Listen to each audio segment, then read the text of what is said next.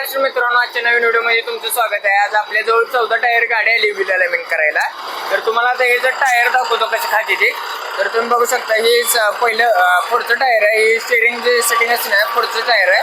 हे पुढचं टायर बघा बघा, हे पूर्ण बघा हे कसे नक्षी झाली आहे। तर हे पुढचं टायर आणि हे सेकंड टायर तुम्ही बघू शकता। हे टायर तुम्हाला सरळ दिसतंय बघा। हे दोन्ही टायर जे आहे की ना, हे लेवल मध्ये राहत नाही की हे जे पुढचं टायर आहे ना, हे बघा हे असं आतल्या साईडला तुम्हाला दिसत असेल वरनच आपल्याला समजते पूर्ण गाडी रॉंग आहे। तर हे हाऊसिंगचे टायर तर बघू शकता। हाऊसिंगचे तर चारही टायर नवीन आहे, ते बटन आहे ते टायर। आणि हे डॅमेज टायर, हे डॅमेज टायर बघा कसं तुकडं उडवते। हे व्हील अलाइनमेंट लय लवकर जास्त केलं नसल्यामुळे ना ही प्रॉब्लेम येतोय। ही गाडी खास कर्नाटकवरून आली व्हील अलाइनमेंट करायला आपल्याजवळ व्हिडिओ बघून। तर आता हे जे सेटिंग तुम्हाला दाखवतो पूर्णपणे। आता गाडीचं रोटेशन चालू आहे, सेन्सर वगैरे जोडून घेतली ती सगळे 8चे 8 सेन्सर घेतले जोडून। तर आता गाडी रोटेशन चालू आहे, तिथे शिरभाऊ चालू आहे बघा। तो भाऊ बसलाय गाडी पुढे मागे गेला। तर आता तुम्हाला हे दाखवतो, रेटिंग बघून घ्या एकदा। तर आता बघा एकदा हाऊसिंग किती तिरक आहे ना, ते तुम्हाला व्हिडिओमध्ये पूर्ण दाखवतो। तुम्ही फक्त व्हिडिओ शेवटपर्यंत बघा। आता तुम्ही बघू शकता, मी तुम्हाला म्हणलं होतं का नाही, तर हाऊसिंग ओके। तर ह्या गाडीचं हाऊसिंग ओके। आता बघा हे हाऊसिंग काही तिरक नाही, तुम्हाला दुसऱ्या व्हिडिओमध्ये बघा तुम्ही हाऊसिंग कसं तिरक असते। तर आता पुढची सेटिंग घेतो। पुढचं बघा प्लस 5.05 मध्ये रॉंग आहे। तर आता चला गाडीच्या खाली जाऊ आपण श्रीभाऊला घेऊन, कारण मोबाईल पकडायला। तर आता गाडीच्या खाली आलोय बघा।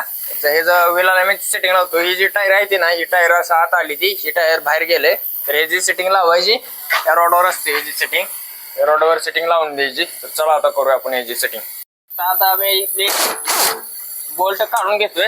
हे अशी दोन्ही बाजूचे बोल्ट काढून घ्यायला लागते। हे जे रॉड असते ना, हे रॉडचे बोल्ट काढून घ्यायचे, म्हणजे रॉड फिरवायला रिकाम होतं ना, त्यासाठी बोल्ट काढून घ्यायचे। तर आता हे काय मशीन काय पकडे नाही, बोल्ट स्लिप झालाय गाडीचा पूर्ण। पुढच्या बाजूने बघतो, म्हणजे त्याचं बोल्ट निघेल ना, पाईप फिरवायला ही रॉड फिरवायला ओके जातं, म्हणजे पुढची टायर जे खातीत ना ते बंद होऊन जाते। आता पाना आणलाय बघा। तर आता हे जी सेटिंग लावतो, हे असं पाना, हे जे रोड असते ना, हे पान लावून फिरवायला लागते। तर असं फिरवायचं बघा, जोर लावून फुल, मग तिथं सेटिंग समजते पूर्ण। तर सेटिंग होते बघा। तर आता फिरवतो मी फास्ट।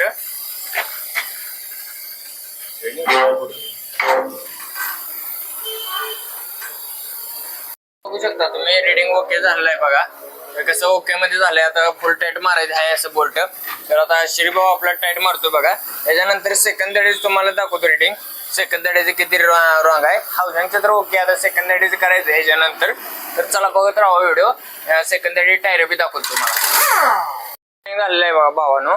आता सेकंड दडीचं घ्यायचं, सेकंड दडीचं तुम्हाला दाखवतो। सेकंड दडीचं बघू शकता, प्लस 33 मध्ये रॉंग आहे आणि हे 5.7 मध्ये रॉंग आहे। तर आता सेकंड दडीचं कसं व्हील अलाइनमेंट असते ती तुम्हाला दाखवतो। चला जाऊ थोडं। तर भावानं बघा, हे सेकंड दडीची टायर बघा कशी खाते, फक्त या गाडीची पुढची टायर खाती ते। तर आता इथली ही जी रॉड असते ना, ह्याच्यावर ही जी सेटिंग असते, तर ते आपल्या ऍडजस्टनुसार करून घ्यायची, मशीनच्या ऍडजस्टनुसार आणि आपल्या डोक्या ऍडजस्टनुसार। आणि खाली रॉड असतो तिथे सेटिंग असते। त्या टायरची जी टायर बघा कशी खाली ती। तर चला आता याची सेटिंग लावून घेऊ।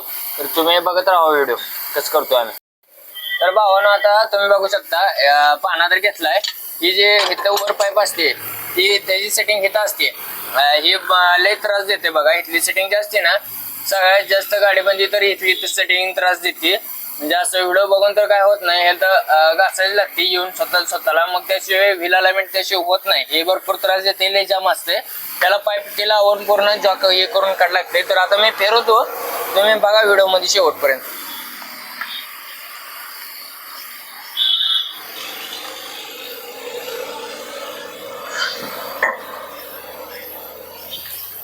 तिकडे तर भावना आता बघा, हे असं पाईप लावून लागते। तर कसं वाजते बघा कर नसतं।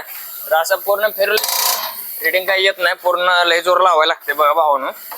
तर असं लावलं नाही ऍडजस्ट नुसार, तर हे जर पाईप जर निष्ठून तोंडावर जर लागली तर तोंडाचा मापडा होतोय। तर असं पूर्ण फिरावं लागतंय, तर त्याशिवाय रिडिंग काही होत नाही।